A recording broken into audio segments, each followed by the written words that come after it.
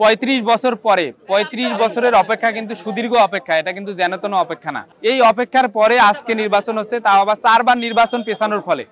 অর্থাৎ ডাকসু জাকসু চাকসুতে নির্বাচনের প্রচারণার সময় কিন্তু কম ছিল, এখানে নির্বাচনী প্রচারণার সময়টাও সবচেয়ে বেশি দীর্ঘায়িত ছিল, প্রায় 29 দিনের মতো।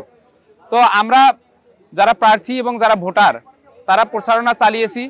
আমাদের অনেক সমস্যা হয়েছে, আর্থিক সমস্যা, পরিশ্রমের সমস্যা, স্বতন্ত্র প্রার্থীরা, প্যানেলের প্রার্থীরা সবাই মিলে অনেকের কষ্ট হয়েছে দীর্ঘ প্রচারণার কারণে।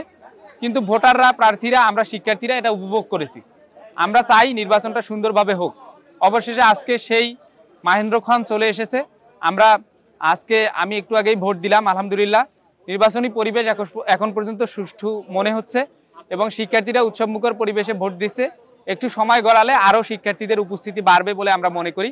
বিশেষ করে গতকাল রাতে আমরা পরিবহন চত্বরে এবং বিনোদপুরে সহ বিভিন্ন ক্রাউড প্লেসে যেভাবে শিক্ষার্থীদের আনন্দঘন মুহূর্তগুলো দেখেছি, যেভাবে তাদের উৎসবমুখর পরিবেশগুলো দেখেছি, হাতে মেহেদি দেওয়ার পরিবেশগুলো দেখেছি, এই পরিবেশগুলো দেখে আমরা খুশি হয়েছি যে যেই ডাকসু নির্বাচনের জন্য আমরা কষ্ট করেছি, ছাত্র শিবির শুধু নয় সকল শিক্ষার্থীরা মিলে যেই ডাকসু নির্বাচনের জন্য আন্দোলন করেছি, সেটা আসলেই শিক্ষার্থীরা সুন্দরভাবে গ্রহণ করেছে এবং তারা এটাতে খুশি।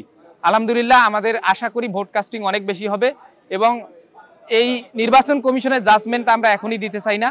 নির্বাচন কমিশনকে আমরা জাজমেন্টে রাখতেছি, তাদের ব্যাপারে আমরা বলবো নির্বাচনী ফলাফল শেষ হওয়ার পরে, এবং তারা যেন কোনো দলের প্রতি পক্ষপাতিত্বমূলক আচরণ না করে এবং আমাদের প্রতি বিমাতা সুলভ আচরণ যেন না করে।